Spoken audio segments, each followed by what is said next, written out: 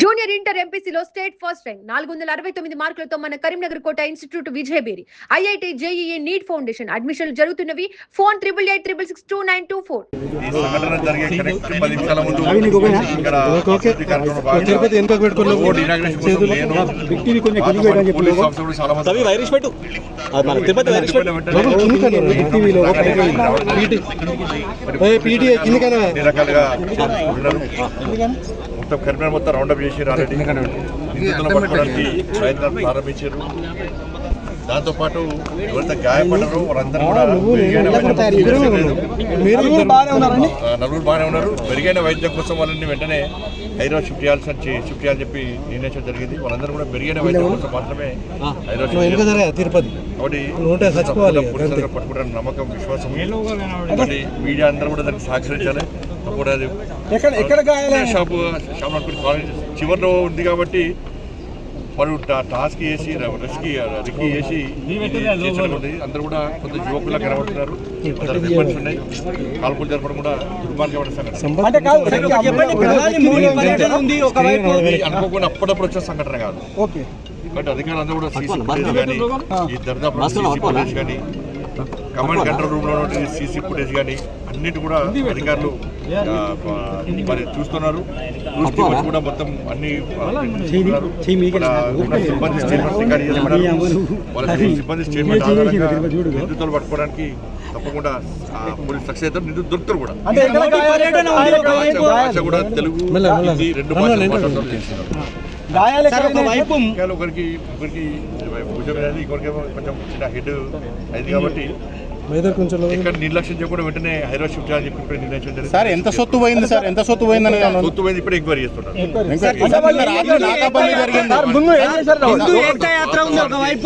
ప్రధాని మోడీ పర్యటన ఉంది. ఎత్తుకుపోయే ప్రయత్నం చేశారు సార్. ఆ టెన్షన్ లో వాళ్ళు అడ్డుకున్న వాళ్ళు ఎత్తుకోవాల్సిన బ్యాగ్ ఒకరు కూడా ఇక్కడ పడేసిపోయారు. కాబట్టి దాని రికవరీ ఎట్లా చేయాలో గోల్డ్ పోయింది అనే విషయంలో ఇప్పుడే ఎంక్వైరీ చేస్తా ఉన్నారు.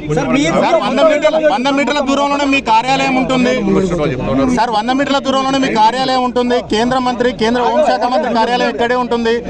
నిన్న రాత్రి నాకాబందీ పెట్టారు. దొంగకు కేంద్ర మంత్రి కార్యాలయం దొంగ వాళ్ళకి కేంద్ర మంత్రి కార్యాలయం మనకి ఏం చేస్తారా? వాడు కావాల్సింది చిట్ట చివరిలో ఉంది కాబట్టి కేబుల్ మస్తు టైట్ అవుతుంది కాదు. ప్లాన్ ప్రకారం వచ్చి చేసుకుంటూ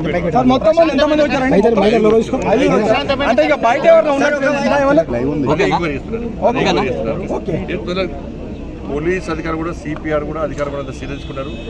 అందరు ఆఫీసర్స్ అందరూ కూడా చాలా ఎక్స్పర్ట్ ఆఫీసర్స్. అందరికి అనుభవం ఉంది. ఎవరు తప్పించుకునే అవకాశం లేదని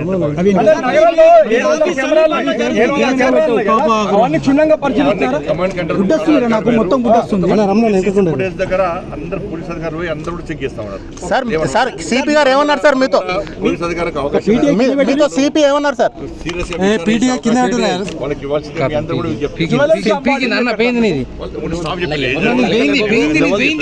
ఎందుకు కాల్పులు చేయాల్సి వచ్చింది? వచ్చాడు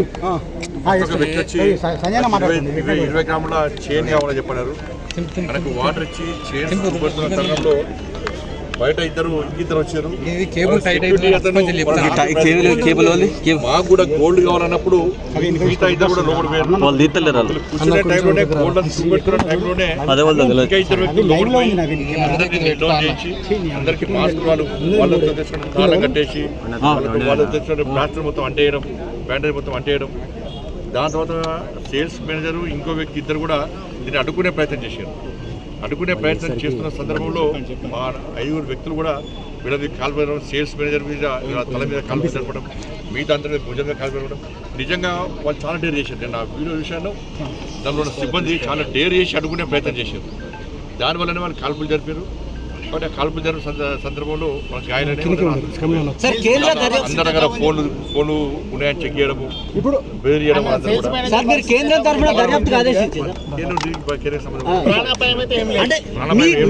మీ కార్యాలయం అత్యంత సమీపంలో ప్రధాని మోడీ హైదరాబాద్ జరిగింది. ధన్యవాదాలు.